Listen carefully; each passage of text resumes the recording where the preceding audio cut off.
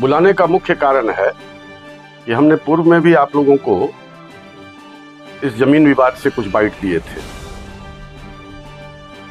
2 दिसंबर 2023 को भी शंकर झा, प्रदीप कुमार मिश्रा, अरुण कुमार मिश्रा और उसके गुर्गे, बोलो के बुलाए, उनके गुर्गे जो है वो जमीन पर धावा बोल दिए थे।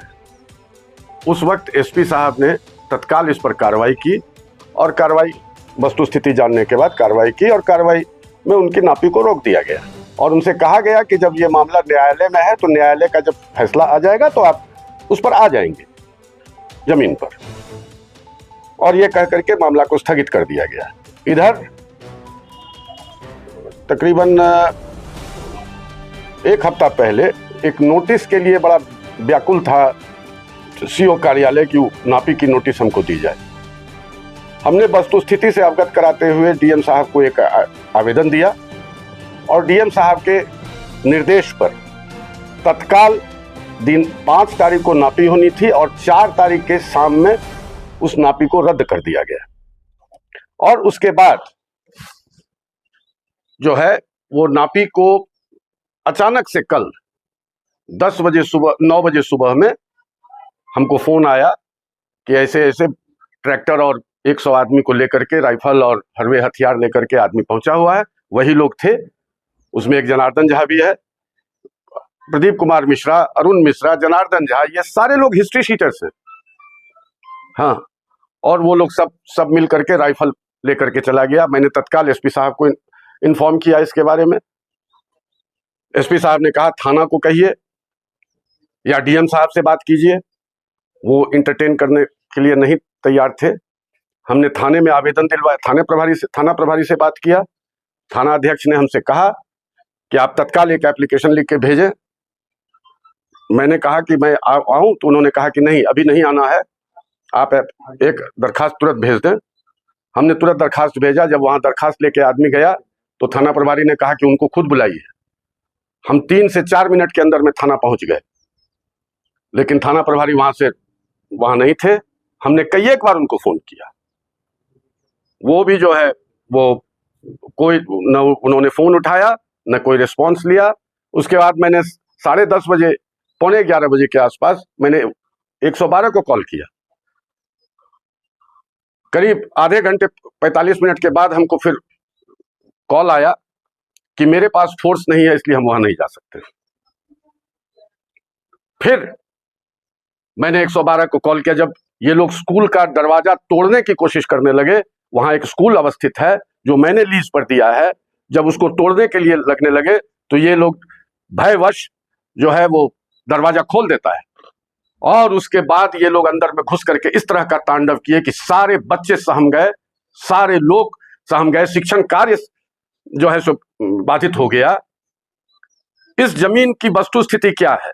इस जमीन पर रोहित मिश्रा, जो कि मेरे पिताजी के बड़े पुत्र हैं, उन्होंने एक बंटवारा सूट दायर किया है जिसका नंबर है 335/2008 और वो लंबित है पटना व्यवहार न्यायालय में। दूसरा, उनका म्यूटेशन हो गया था जिसको डीसीएलआर साहब ने रद्द कर दिया और उसका अपील एडीएम साहब के यहां है, के कोर्ट में है। तीसरा, उस जमीन में कोई चौहद्दी नहीं है, भ्रामक नजरी नक्शा है। ये सिर्फ जमीन को देख करके, खाली जमीन देख करके ये आ गए और कब्जा करने का प्रयास किया। मैंने पुलिस को इसलिए इन्फॉर्म किया, पुलिस लगातार हमसे यही कहती रही कि ये सिविल मैटर है, कलेक्टर साहब से बात कीजिए, लेकिन नहीं, जमीन पर जबरन कब्जा बीएनएस के 111/2 111(2) ऑब्लिक नहीं कहा जाएगा, 111(2) में स्पष्ट लिखा हुआ है कि लैंड ग्रैबिंग एक संज्ञेय अपराध है और संज्ञेय अपराध का पर संज्ञान लेना पुलिस का काम है। डीएम साहब को, डीएम तो ऐसे मालिक होते हैं, वो तो किसी चीज को भी जो है सो किसी में भी इंटरफियर कर सकते हैं, लेकिन डीएम साहब का यहां रोल नहीं था। यहां पर सिर्फ और सिर्फ पुलिस प्रशासन का रोल था, जो कि पूरे दिन तांडव होता रहा बीच शहर में। और कोई प्रशासन नहीं पहुंचा। दूसरी बार जब 112 को फोन किया गया तो 112 जो 3:30 बजे फिर हमको दूसरी बार 112 ने फोन किया और वो जा करके खाना पूर्ति किया कि वहां पर रुकवा दिया काम, और उसके जाते ही फिर काम शुरू हो गया। और हमने फिर 112 को फोन किया शाम में 4:30 के आसपास। फिर वो बोल रहे कि हम तो दूसरे जगह है, यहाँ पर जो है सो झंझट बेसी बढ़ा हुआ है, इसलिए अभी हम नहीं जा सकते। हमने कहा आप जो कर सकते हैं आप करें, हमारा काम था, हमने तो आपसे मदद मांगी है। हम किस प्रशासन के भरोसे हैं यहां? अगर मेरा जान माल सुरक्षित नहीं है, एसपी साहब का यही काम है कि हम लोगों का जान माल सुरक्षित करें। बीच शहर, मुख्यालय के बीच शहर में इस तरह का अगर तांडव हो रहा है, भू माफिया जमीन को कब्जा कर रहा है, हिस्ट्री शीटर्स चले आ रहे हैं। प्रदीप कुमार मिश्रा अभी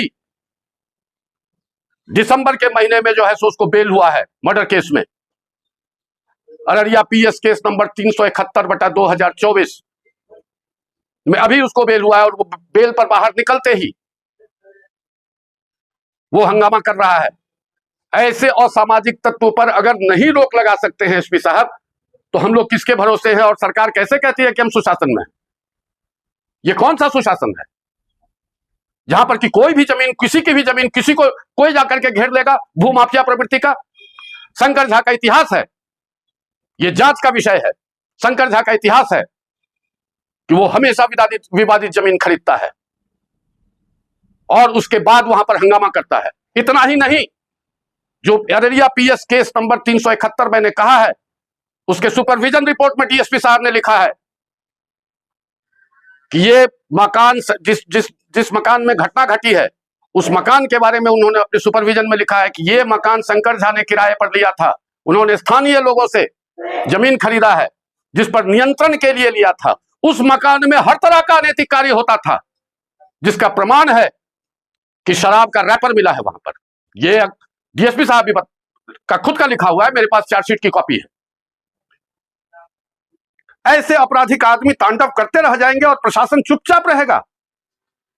मैं अभी एक एफआईआर करने जा रहा हूं, नामजद, वो ले न ले, मैं एफआईआर करने जा रहा हूं, उसको अपलोड कर भी दूंगा और एक सलाह भी दे रहा हूं कि आज अगर काम नहीं, क्योंकि आज भी काम प्रगति पर है, मैं नहीं जा रहा हूं ताकि वहां बदअमनी नहीं फैले।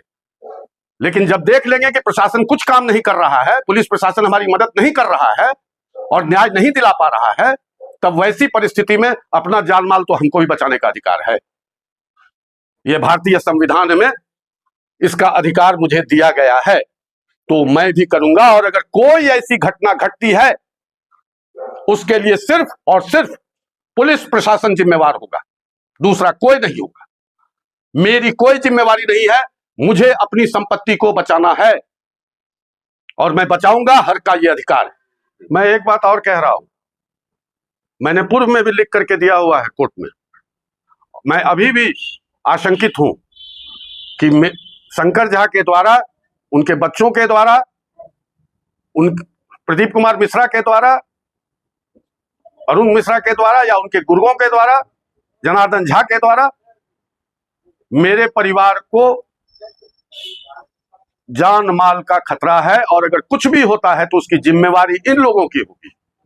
और मैं आज जब जमीन पर जाऊंगा, अगर प्रशासन नहीं गया मेरे साथ, तो कुछ भी घटना के लिए सिर्फ और सिर्फ प्रशासन जिम्मेवार होगा। क्या परिचय हुआ? मेरा नाम राहुल मिश्रा है, मैं अधिवक्ता पटना उच्च न्यायालय हूं और मैं पेशे से इंजीनियर भी हूं।